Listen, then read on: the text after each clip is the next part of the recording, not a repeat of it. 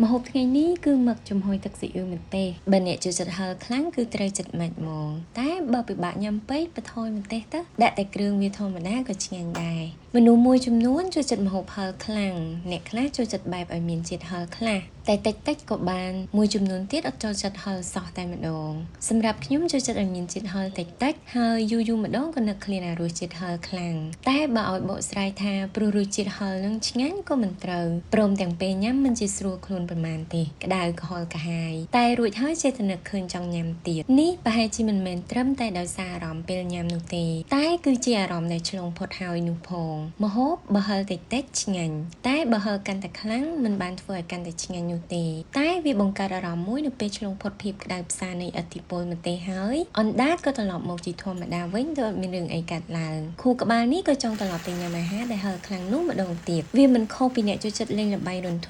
ត់មើលរឿងរន្ធត់និងដំណាលផ្សងព្រេងដែលពិបាកពេលកំពុងលេងឬប្រព្រឹត្តរឿងទាំងអស់នោះមិនជាសប្បាយប៉ុន្មានទេប៉ុន្តែអារម្មណ៍ដែលឆ្លងផុតរឿងទាំងអស់នោះហើយគឺពិតជារំភើបខ្លាំងរហូតដល់ចង់ត្រឡប់ទៅធ្វើរឿងទាំងនោះម្ដងហើយម្ដងទៀតរហូតខ្លាចជាចំណងចំណូលចិត្តតែម្ដងជីវិតយើងទាំងមូលក៏ដូចនេះដែរពេលកំពុងរស់ជាមួយឧបសគ្គនេះមិនជាគួរឲ្យចូលចិត្តប៉ុន្មានទេពិបាកវេទនាតោកយ៉ាតែអារម្មណ៍នៅពេលដែលឆ្លងកាត់ឧបសគ្គមួយហើយងាកត្រឡប់មើលទៅក្រោយវិញនោះពិតជារំភើបណាស់ទោះជាមិនទទួលបានអ្វីក៏ដោយតែយើងដឹងថាយើងនៅរស់ពីឧបសគ្គនោះដូច្នេះនៅពេលយើងកំពុងតែដើរបន្តនៅក្នុងឧបសគ្គថ្មីពិបាកជាថ្មីចិត្តដែលតែងតែរំលឹកពីអ្វីដែលខ្លួនធ្លាប់ឆ្លងផុតនិងផ្ដល់សង្ឃឹមជាថ្មីថាយើងនឹងឆ្លងផុតម្ដងទៀតហើយនឹងអាចកលេចមើលមកយ៉ាងរំភើបចំពោះការពិបាករបស់យើងនាពេលបច្ចុប្បន្ននេះម្ដងទៀតនិងរស់បានជាធម្មតាម្ដងទៀត